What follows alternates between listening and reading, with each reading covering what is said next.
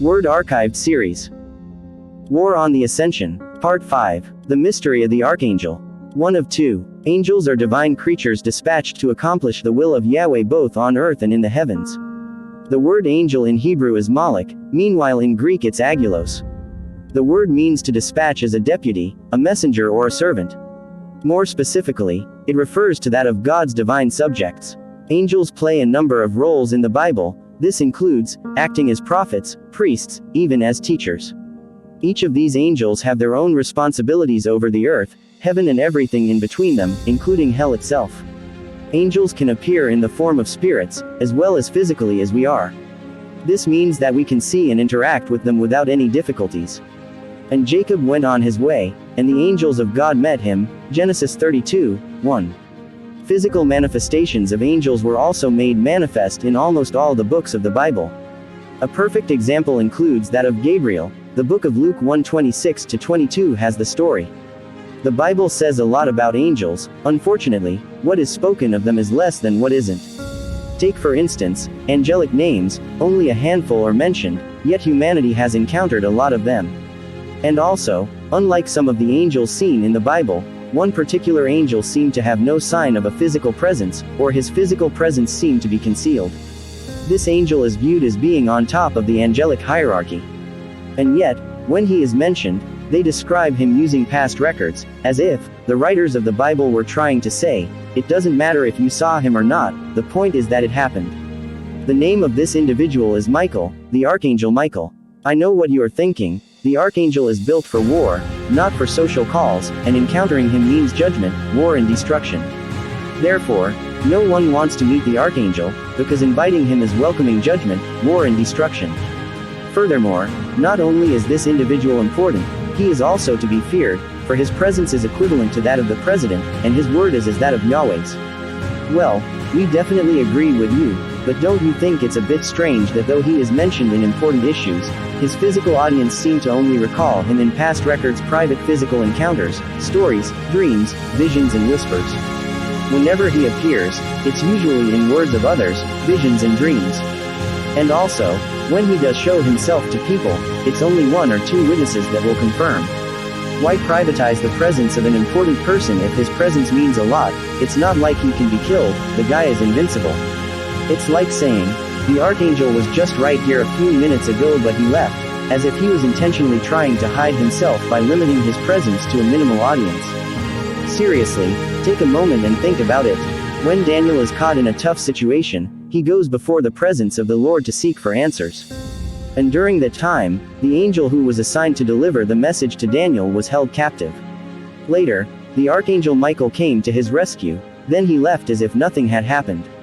This doesn't make sense. If the ranks of heaven knew that below heaven were wicked rulers and powers, why send a person who can be caught so easily? Why not send the Archangel instead, an individual built for war? And, behold, a hand touched me, which set me upon my knees and upon the palms of my hands. And he said unto me, O Daniel, a man greatly beloved, understand the words that I speak unto thee, and stand upright, for unto thee am I now sent. And when he had spoken this word unto me, I stood trembling. Then said he unto me, Fear not, Daniel, for from the first day that thou didst set thine heart to understand, and to chasten thyself before thy God, thy words were heard, and I am come for thy words.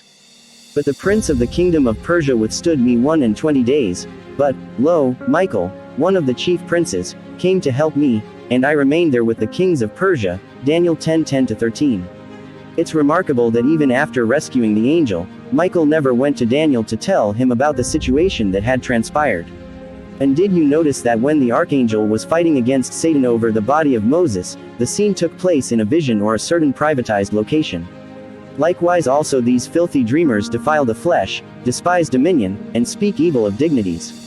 Yet Michael the Archangel, when contending with the devil he disputed about the body of Moses, durst not bring against him a railing accusation, but said, The Lord rebuke thee, Jude 1:8-9.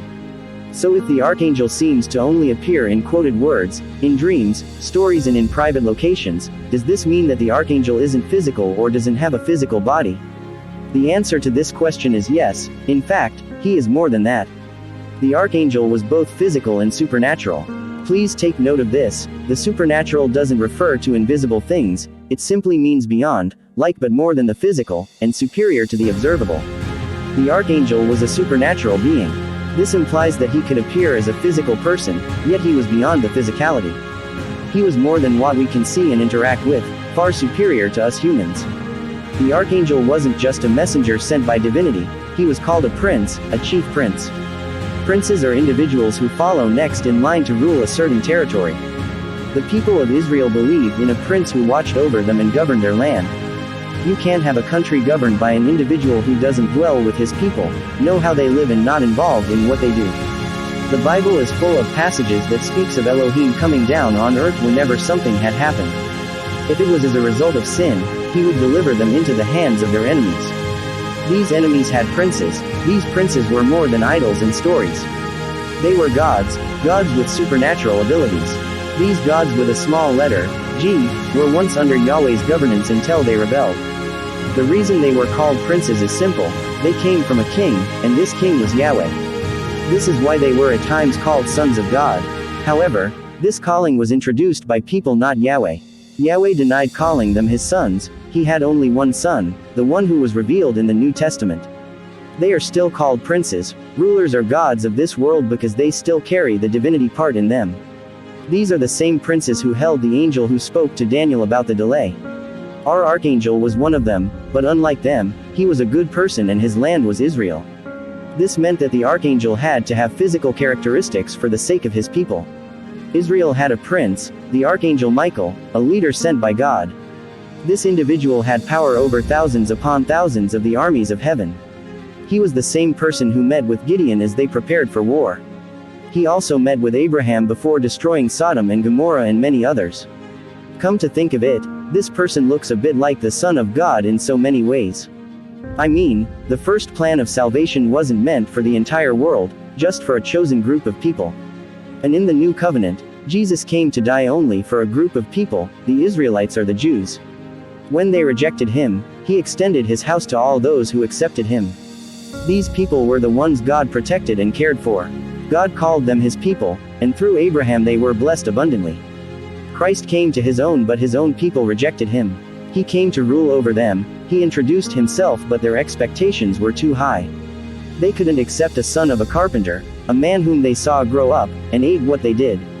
This individual was too small, too poor, too unlike what they expected to be God.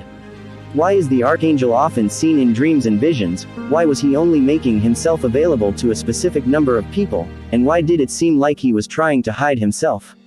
The answer is simple, the archangel was a revelation, a shadow of Jesus in the Old Testament. The name Michael literally means, who is like God. The Bible forbids comparing Elohim to any person or thing, except for one, Jesus. The children of Jacob called him their prince. A prince is an individual who dwells amongst them, born from such people or has a specific relation with them. No angel or heavenly creature has the right to be called princes, gods are to receive worship. The devil is called the prince or god of this world, because power over the earth came under him. This took place during the time when man rebelled against God, allowing the serpent to slowly take possession. Listen, though powers of this world are under him, the devil doesn't have all power. The totality of absolute power still rests in the hands of the Creator. He only gains a bit more and more every day when man allows him in. It might seem as if at one point he shall have it all, but regardless of whatever happens, he can never have all the power no matter what he can do. What he has is just a breathing space. All these fallen princes just have a short interval to exercise their little authority before it goes down the drain. When the chief prince was revealed in the New Testament to the world, surrounded, mocked, beaten, killed and resurrected, the totality of absolute power here and beyond, all of it was given to him. Please subscribe, like, comment and share. Your support will be highly appreciated.